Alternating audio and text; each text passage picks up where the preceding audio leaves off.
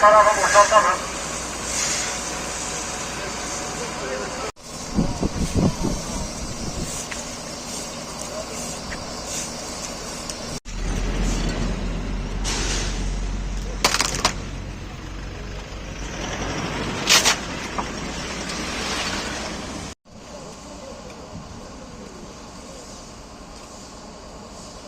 Abi şurada yatıyor yanımda ya.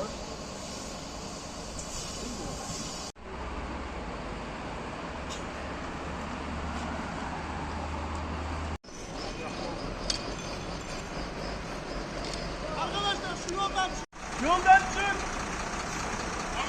Tek şerit. Tek şerit. Ya abla yolu çekin ha. Şuradan ha. Tamam öyle gel. Yol senin açık bir gel. Vay ya ağır ağır gel yavaş yavaş.